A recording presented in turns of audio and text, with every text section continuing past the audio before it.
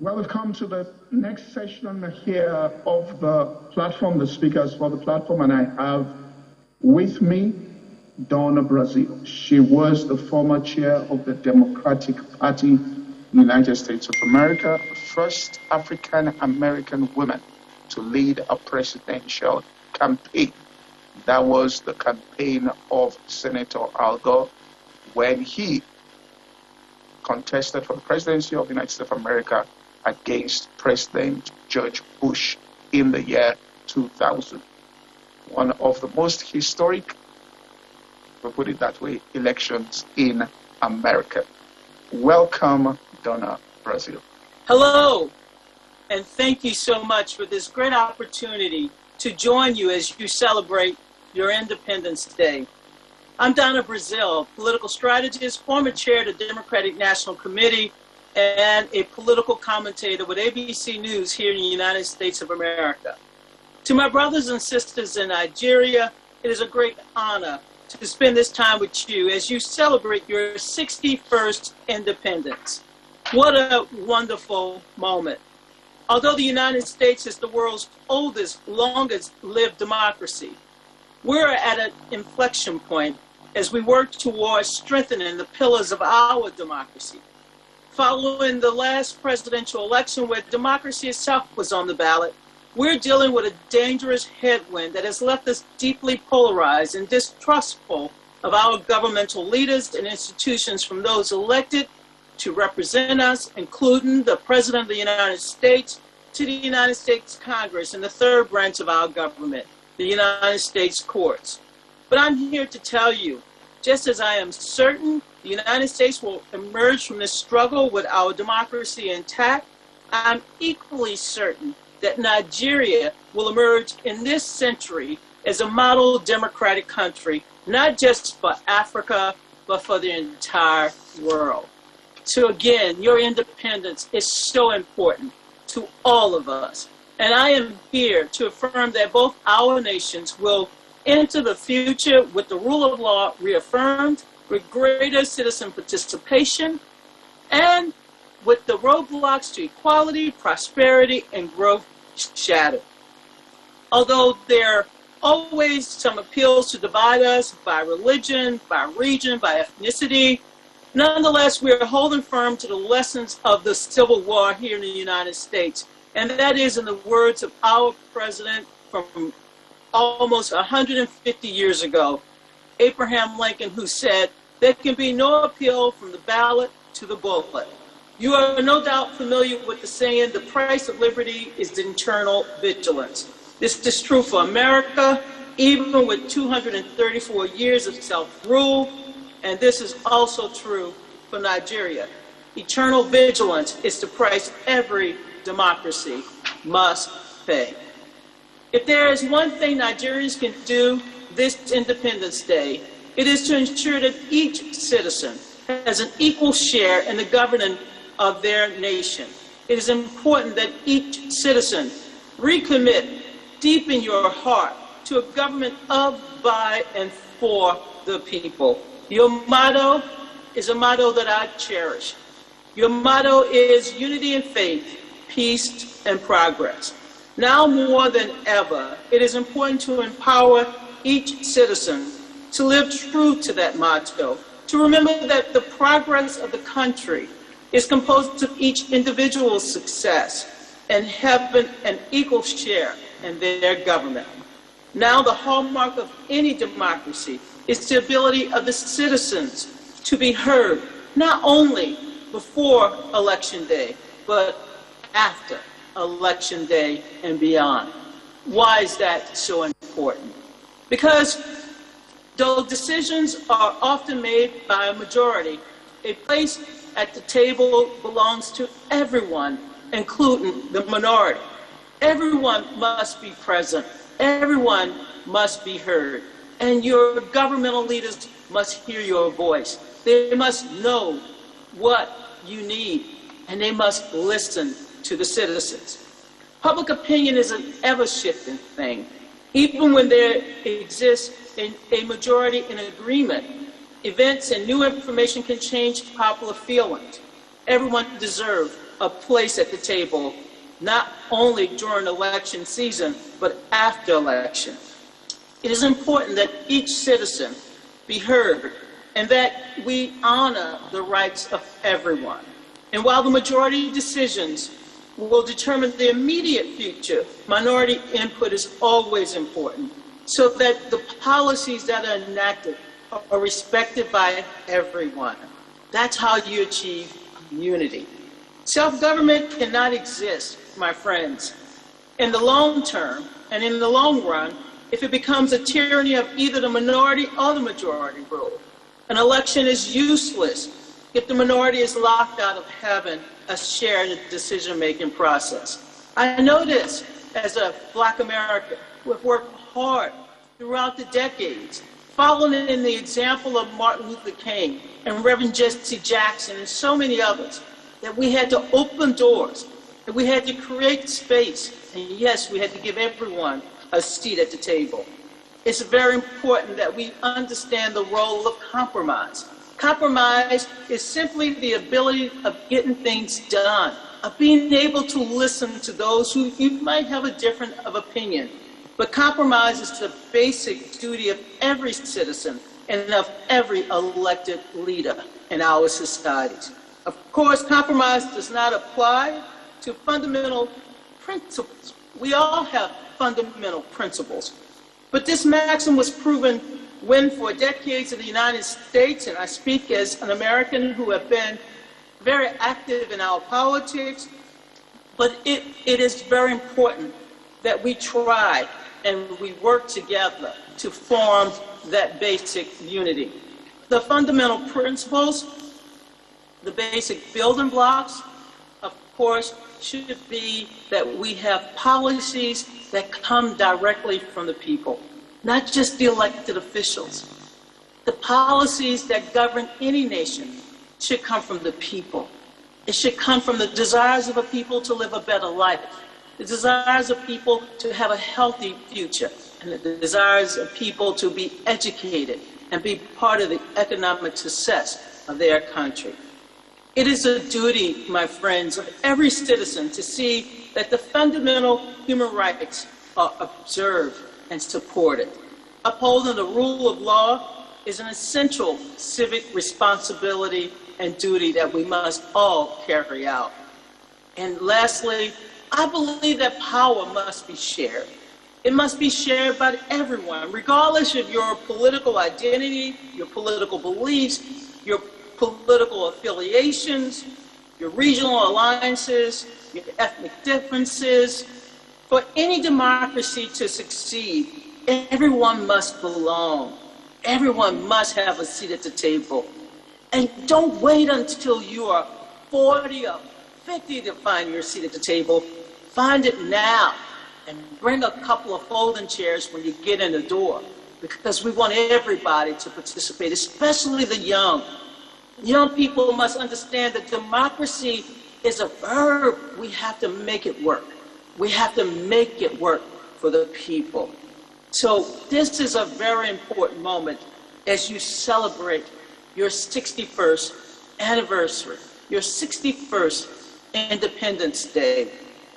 Nigeria must continue to emerge from the shackles of colonialism and resist regressing to an outdated concept of human rights.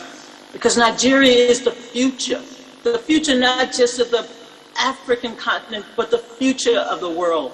And Nigeria must continue to usher in this new era, a new era where democracy means that everyone find their seats at the table. In such an atmosphere that we all live in today, we're dealing with a pandemic, a global pandemic that has impacted all of us. It's impacted my family. It's impacted my livelihood. I am a professor at a historic Black college in the United States of America, Howard University. I am back on campus. I am also a professor at a Jesuit college, Georgetown University. I'm so delighted to be able to see my students again, to be able to be in the room with them, to help them understand that our democracy still is growing.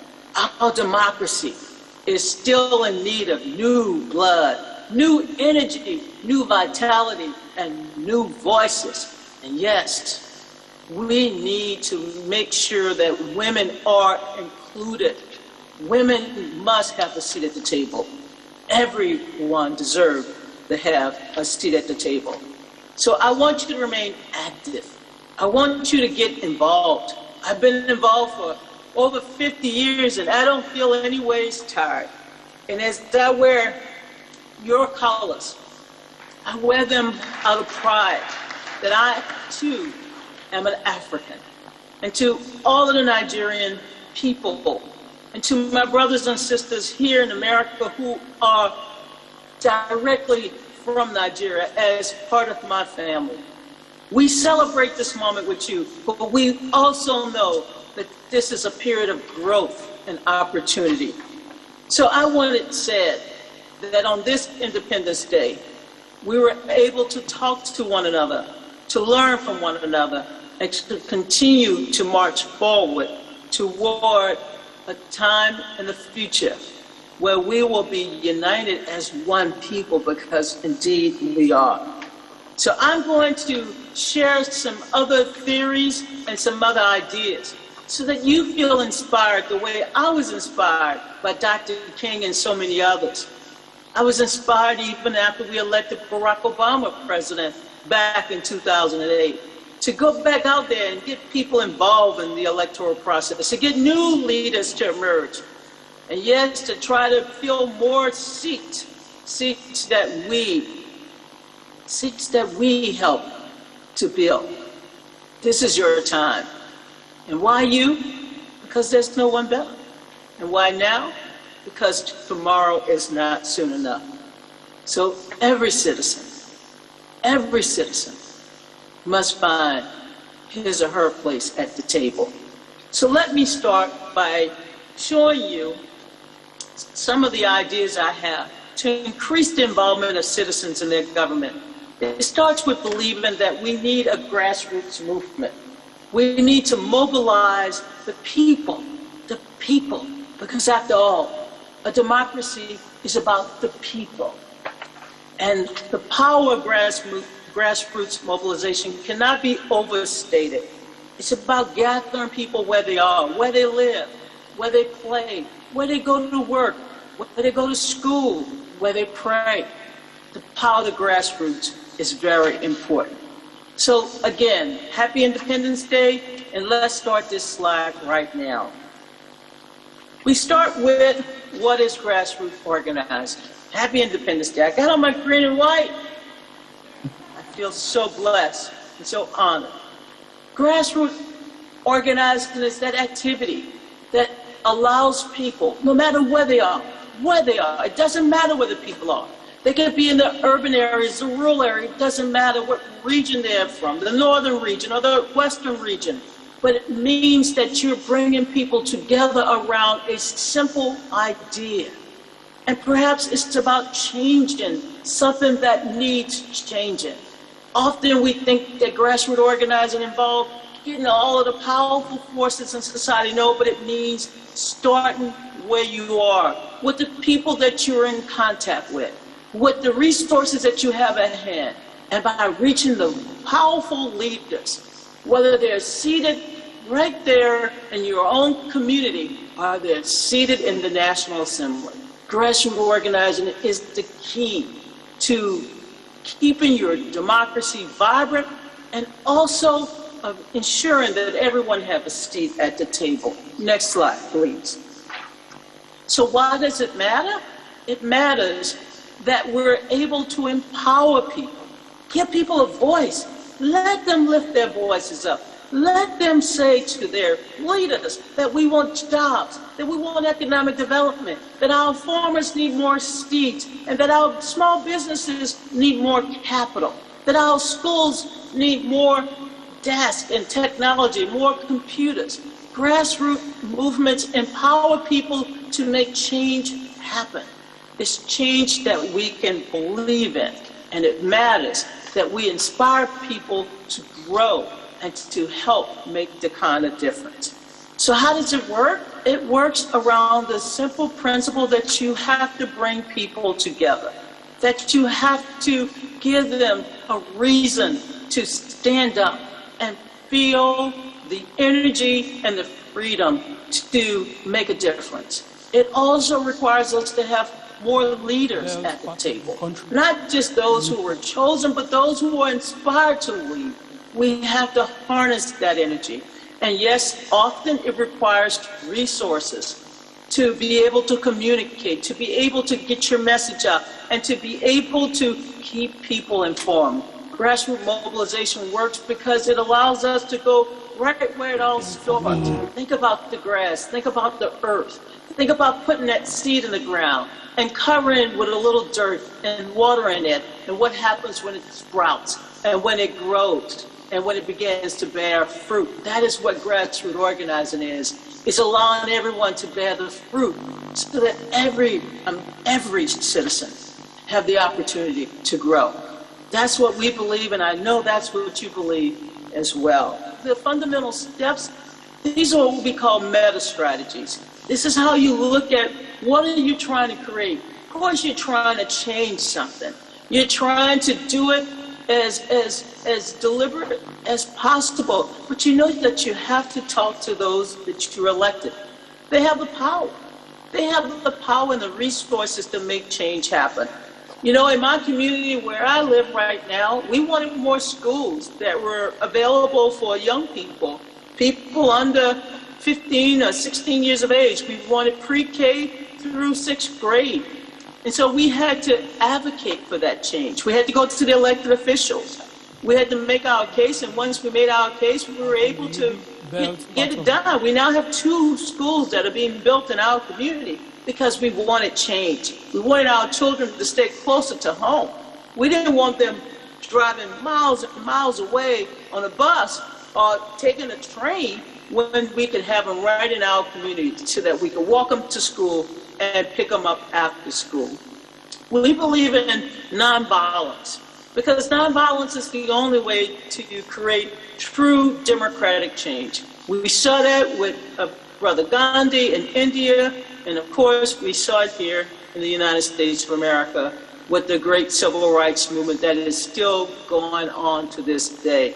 Nonviolent civil disobedience and action, sometimes it's required to get the attention of those who have closed their doors and their windows. We want change. We want to ensure that we have a decent society, that everyone have access to health care and education and the resources to start their businesses and to thrive.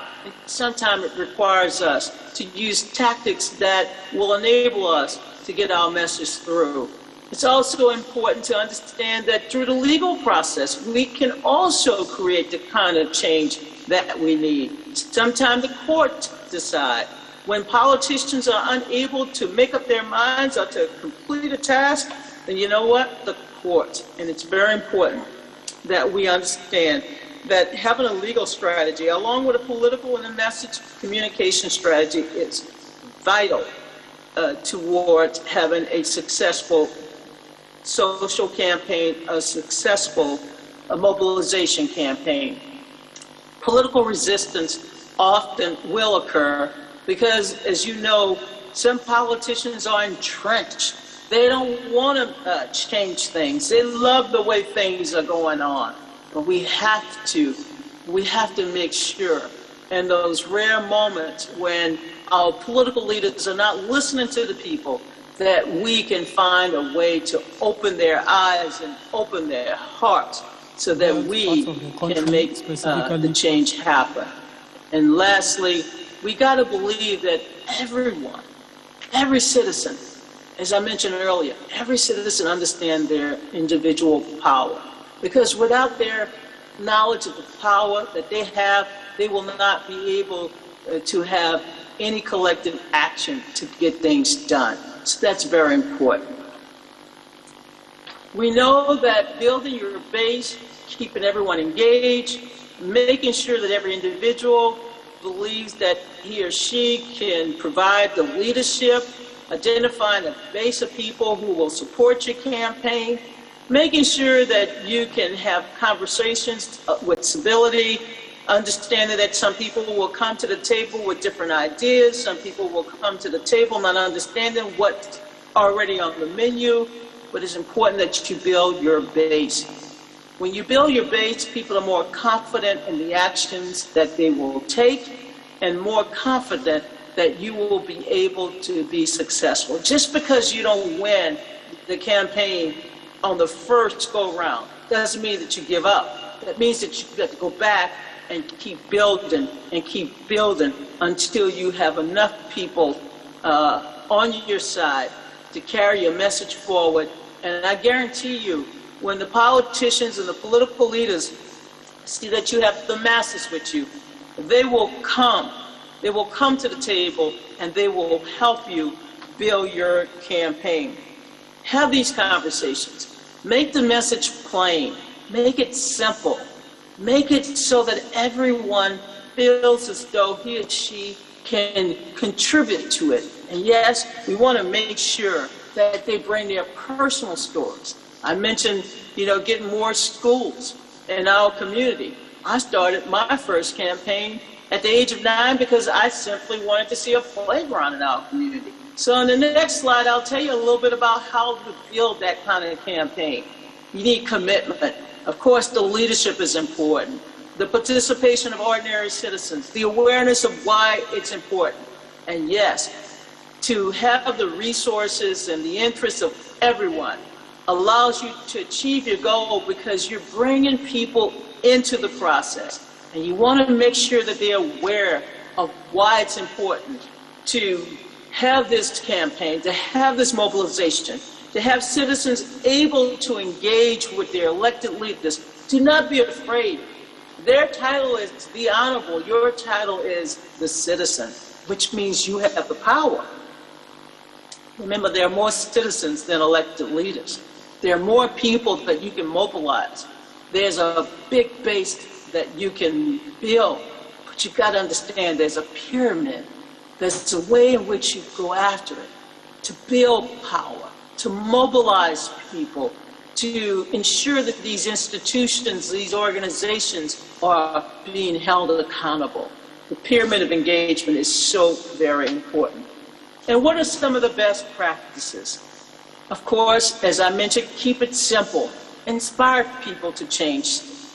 Educate people. Educate. Education is the backbone of every society. It's the passport to your freedom as well.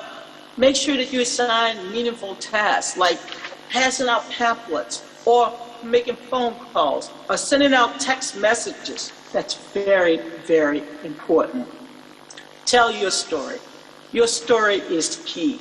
And trust the activists, the people with the experience to also get the word out. Personalize everything that you do, everything. Whether it's the phone calls, the in-person contact, direct mail, or social media. Personalize everything. Make sure that every citizen has a little pamphlet that says what you're doing. Who are you? What is your campaign? What do you care about? Why are you doing this? It's the who, what, why, and when that matters before you get where you're going. The who, what, why. That's important. And those practices will enable you to succeed. And it will enable you to claim a victory. Even when you have not met all of your goals, you can still say that you were able to start up this organization and you were able to mobilize people. You were inspiring them. And now everyone is moving toward that big goal. Again, engage citizens online, offline. When I first started in politics, we didn't have computers and all of these gadgets, cell phones and smartphones. We had each other and we had word of mouth. But now with all of the tools that you have at your disposal, you can reach more people, you can inspire more people. So grassroots mobilization now takes on the energy and the excitement of utilizing Facebook and Twitter and all these other amazing tools. I listen to so much information nowadays from Nigeria because I can just go on my Twitter account and I follow so many great leaders, so many great organizations like the Platform Institute, and I get up-to-date information. I no longer have to just go to the BBC. Once upon a time, we had to go to BBC to find out what was happening in Nigeria. Now I can go directly to Nigeria. You're online, you're connected. And when you're online and you're connected, it means that people are watching and they're listening. So utilize these tools. Utilize them so that you can target people, that you can bring them in, so that when you create activities like town hall meetings or forums or just a gathering at the square, you can communicate in one voice. You know, it's funny, when you make this sound, this noise, being able to communicate with one voice, utilizing these social media tools, these grassroots mobilization tools, they will enable you to reach the masses beyond your borders and beyond even the continent of Africa.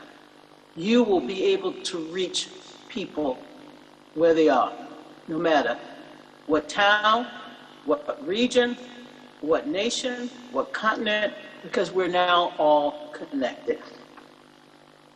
You know, every movement rests on a powerful, simple message. And I always utilize this slide because hope and change, yes, we can. Barack Obama kept it simple.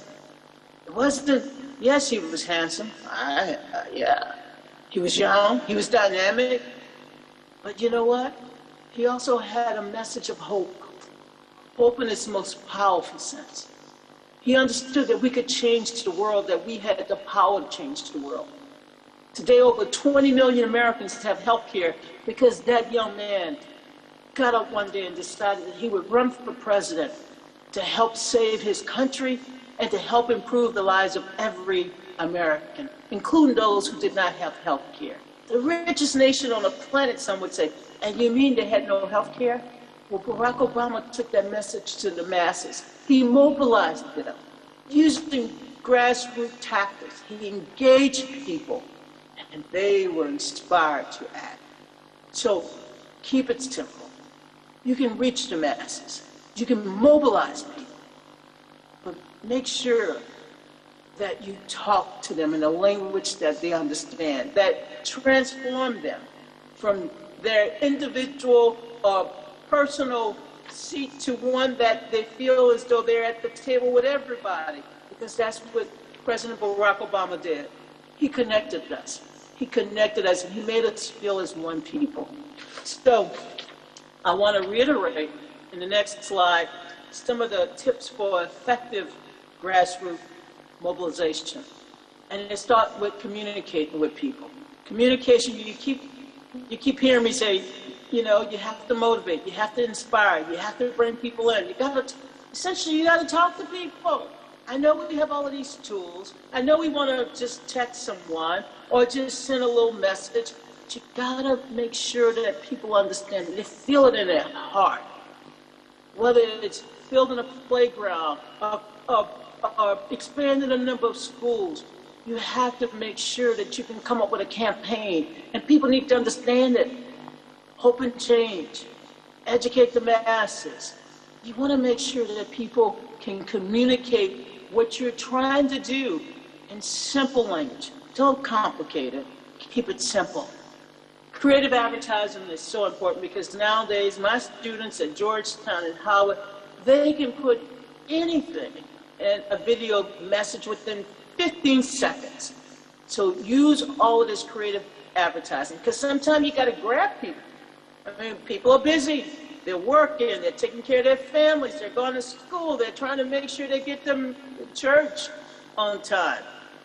Got to keep it simple so that they get it and they can, you know, get it right away. And yes, there's some risk involved, and I have here flirt with some controversy. You know, it was controversial to make Martin Luther King's birthday a holiday. Where's Dr. King? Dr. King, here he is. My first campaign. My first campaign was to help make Martin Luther King's birthday a holiday. That was 40 years ago. Dr. King died in 1968. In 1981, I got to Washington, D.C., and I started working on a campaign. And no sooner did I finish that campaign, I was working another campaign, and here's a book, Free South Africa. I wanted to free Nelson Mandela. I wanted to free my brothers and sisters. So every day we went out at 5 o'clock in front of the South African embassy, and we protested, and we boycotted every company that was doing business in South Africa, but not freeing the people of that apartheid system. We flirted with controversy, but we got it done. We got it done. And so when Nelson Mandela was freed, and he came to America, and he went to Bill Clinton inaugural, you know who had a chance to sit next to him? The little kid from the Bayou. The little kid who believed that Nelson Mandela and the people of South Africa should be free. To dismantle the apartheid system was a controversial decision, but we took it on as a campaign, and we won. To make Martin Luther King's birthday a holiday was controversial, but we took it on. And now every year in January, the third month in January, we celebrate Dr. Martin Luther King. We celebrate a man of peace, a man who believed in nonviolent change. And so please keep it simple and make sure you talk to people and that you feel as though this campaign will inspire them to change. We also know that many of us believe that only one person can make a difference, but that's not true.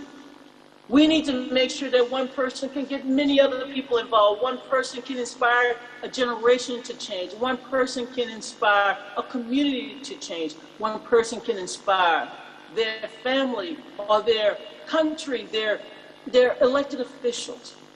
So you need to have a broad-based education and information campaign.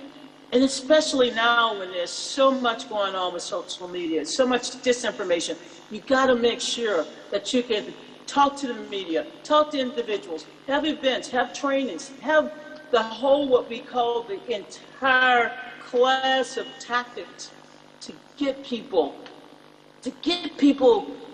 up each day thinking about their future and how they can transform not just themselves, not just their community, but their country.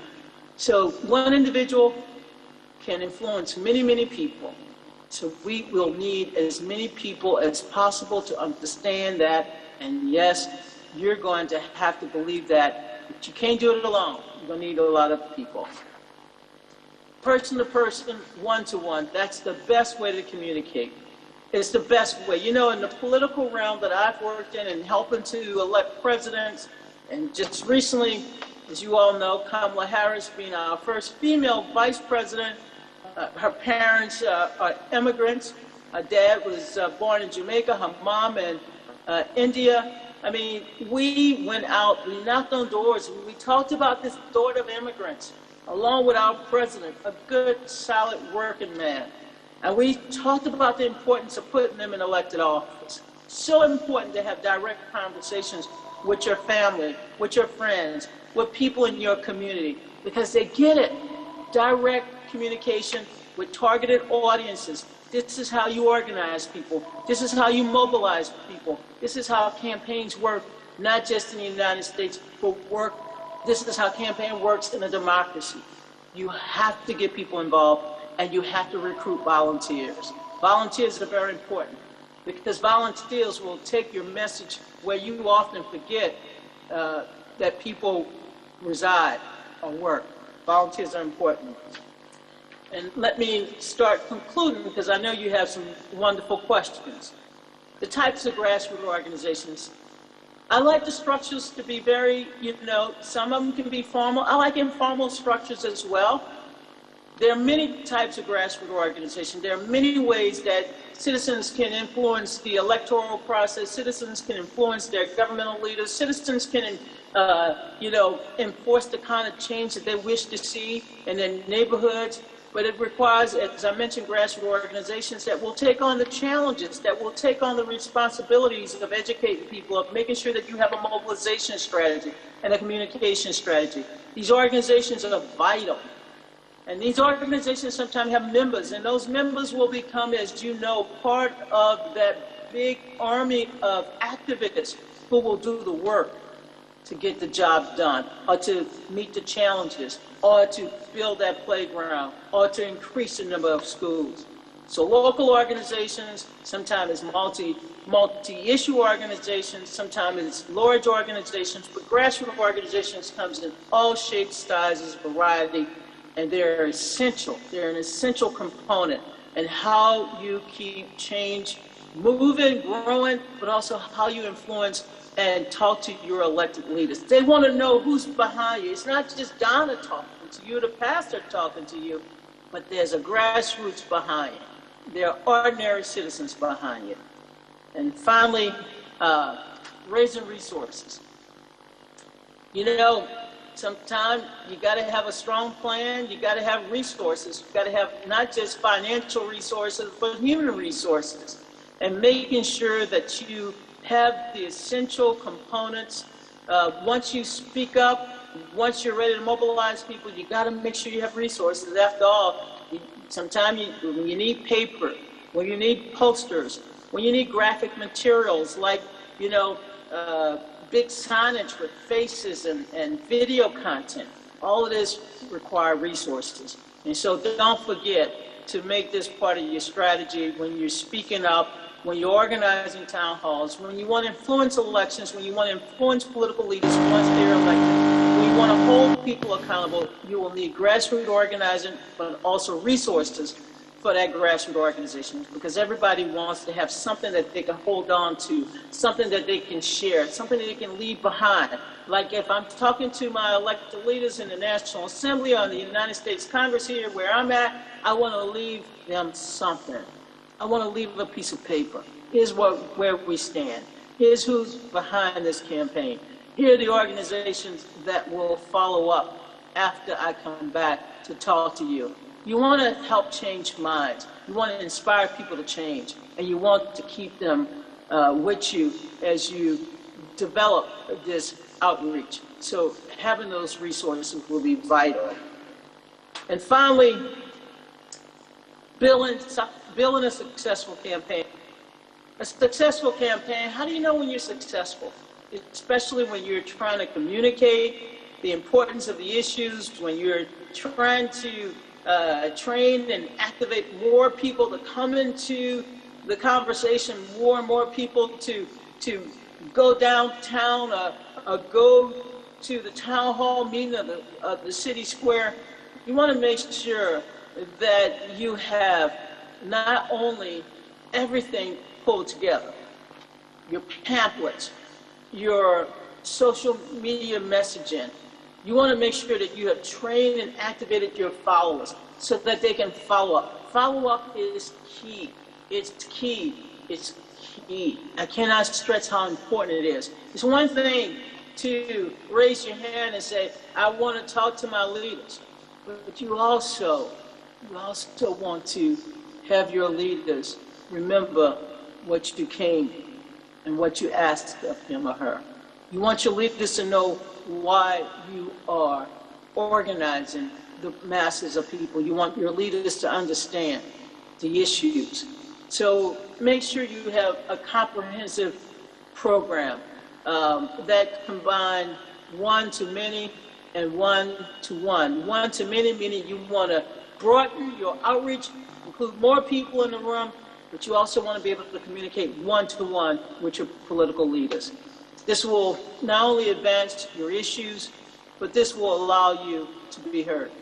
So with that, I want to end this conversation by saying, over the next 61 years, we have a lot of work to do in mobilizing ordinary citizens to stand up and to speak out and to be willing to fight for the kind of change that you believe in.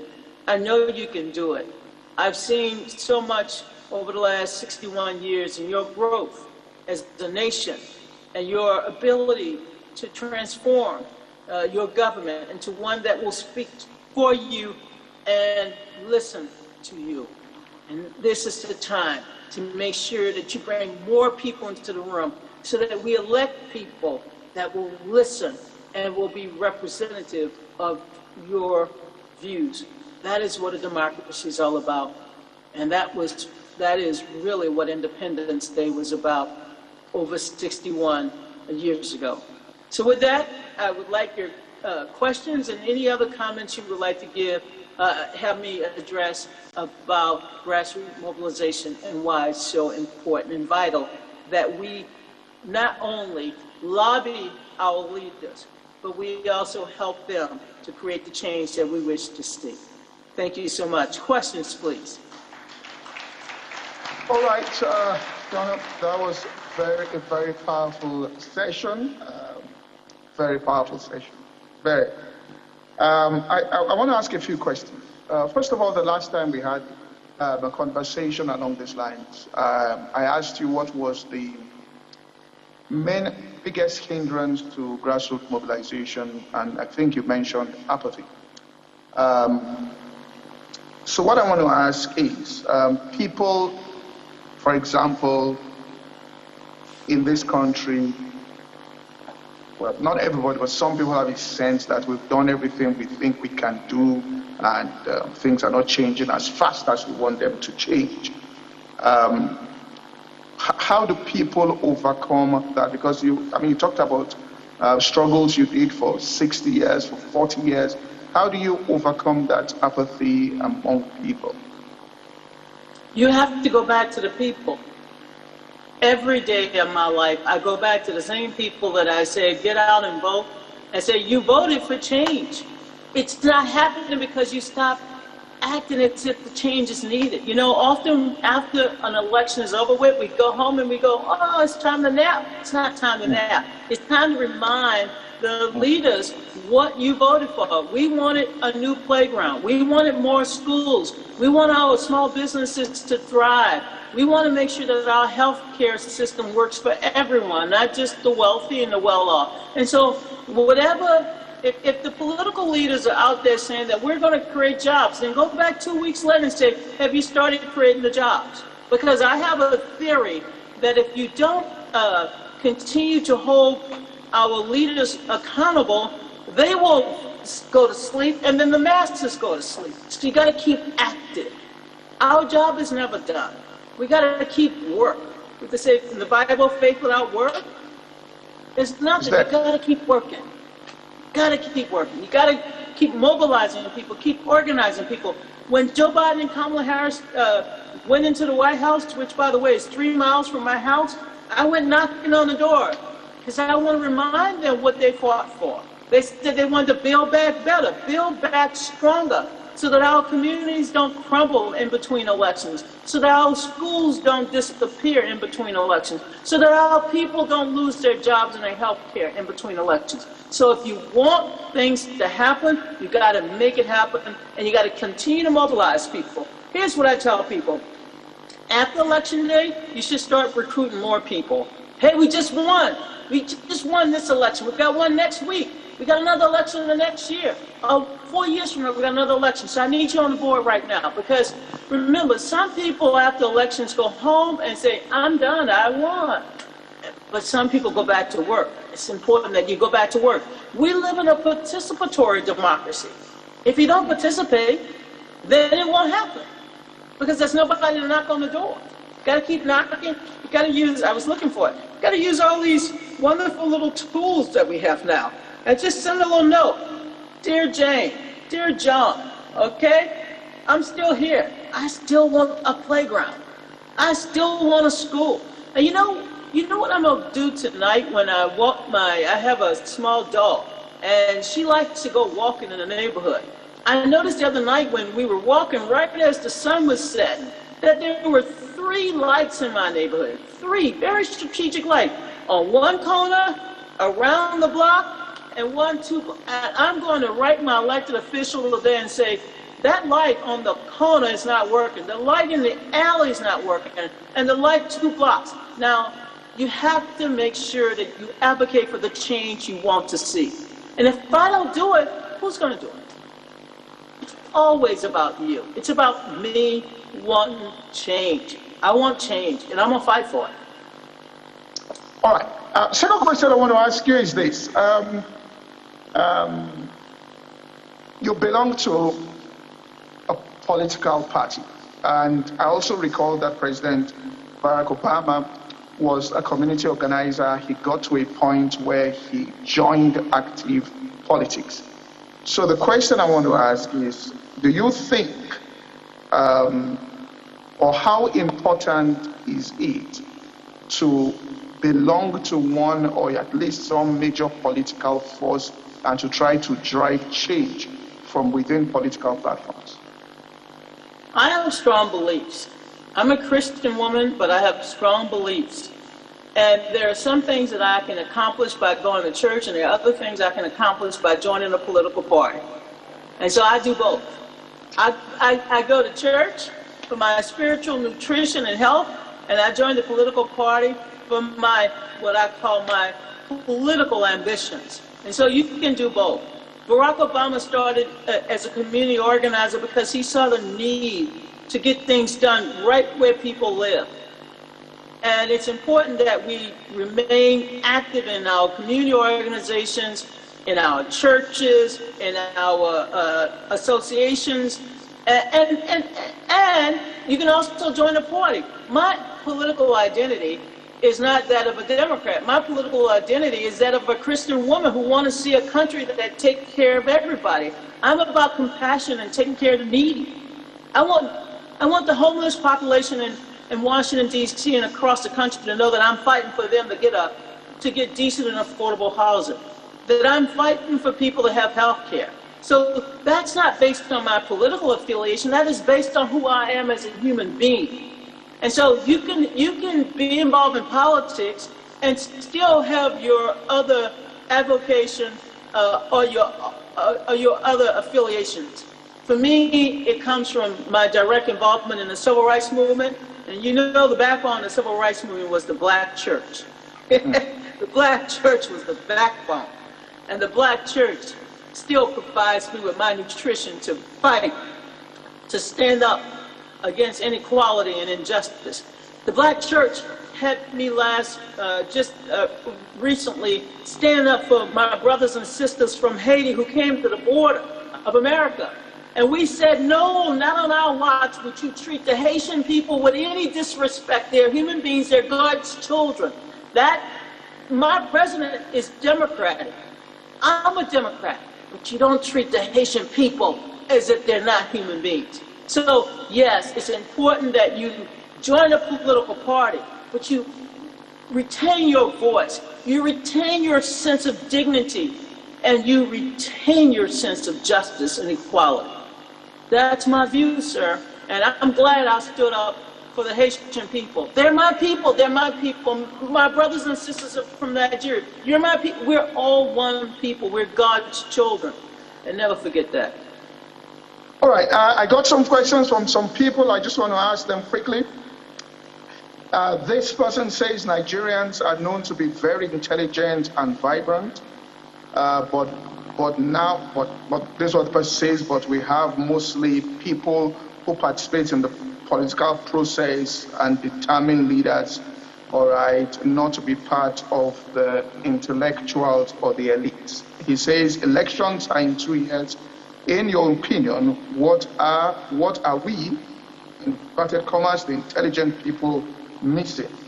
What do you think we can do from now to change things at the election? So he says there's apathy among the elites and the intellectuals, and what can be done to change that? That's what he's saying.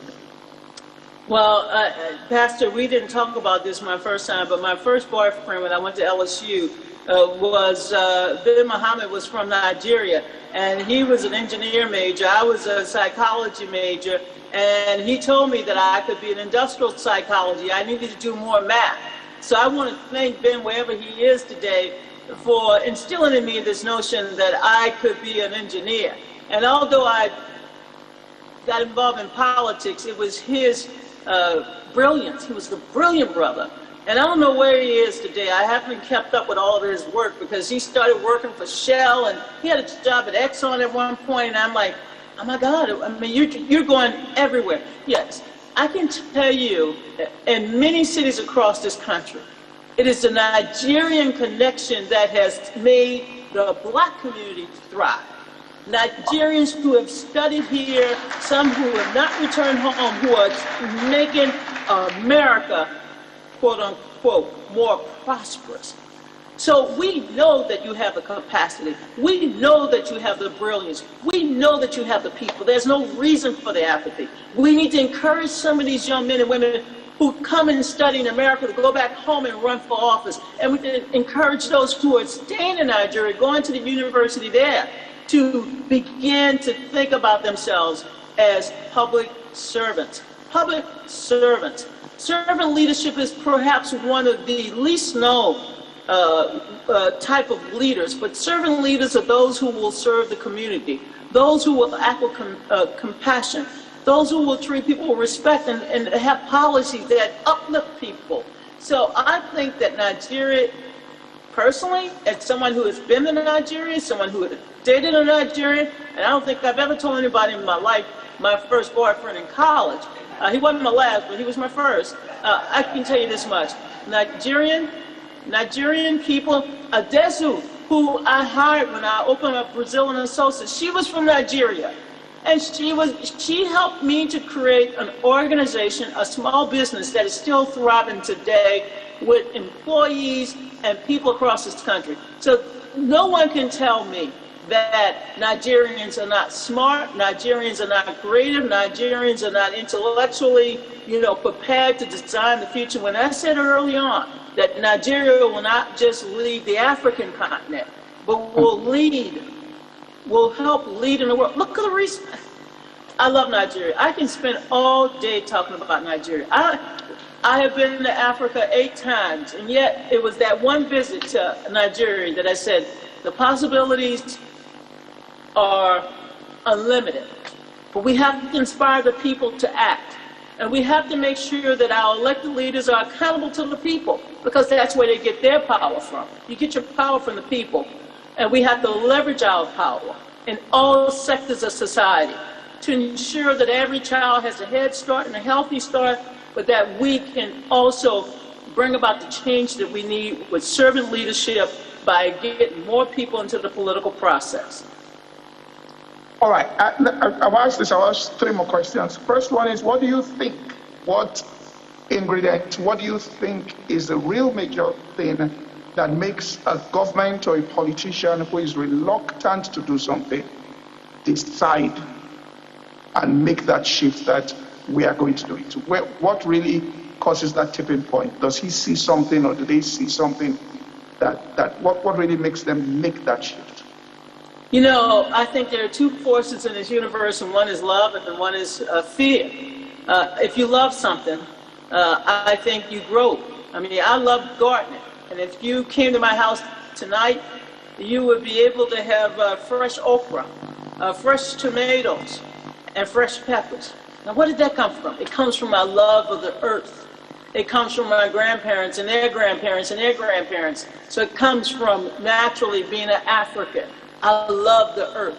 So love is the greatest source of power in this universe. So people who love their job and love what they do will encourage people to want to do the same job. They will encourage people to want to do the same thing. My passion for gardening is now being passed on to my young nieces and nephews, to my family. People often are motivated by fear. They fear the future. They fear themselves. They don't know themselves. They don't know God. They don't know anything about what the world is all about. And so they sometimes just shrink up because they're afraid to go outside of their normal boundaries. And what you see with politicians is that politicians sometimes, they get in office and they make people fear them. Because they're like, well, I have the power. Well, who gave you the power? Your power comes from 2 sources, from God and from the people. That's it. Any other source is immoral. It's wrong. Your power must come from God. God gave us all the power. Or it comes from the people. And that's why the people must never be silent. You must always raise your voice. You must always speak up. As I mentioned earlier, President Biden is in the White House, 3 miles from my house, along with Kamala Harris. We put them there. And when they did not respond to the cries of the people at the border, we spoke up on behalf of the people at the border. And then they spoke up. So that is power. Use the power of the masses. Use the power. That's why you mobilize people. That's why you inspire people. That's why you create a table so that everybody has a seat and everybody will feel inspired to act. So yes, political leaders who turn their backs on the people, they cut themselves off from the power of the people, because you have the power in the next election to say, I love you, but goodbye. Keep your power. Leverage your power. Understand that in a democratic form of government, the power is with the people. The power rests with the people.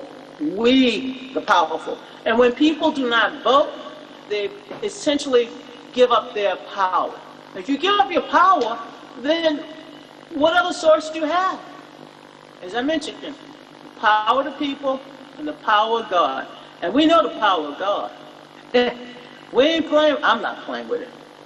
But I'm saying this, we must keep people engaged, we must keep them organized, and we must inspire them to see the power that they have in themselves and through collective action, from one to many, one to one.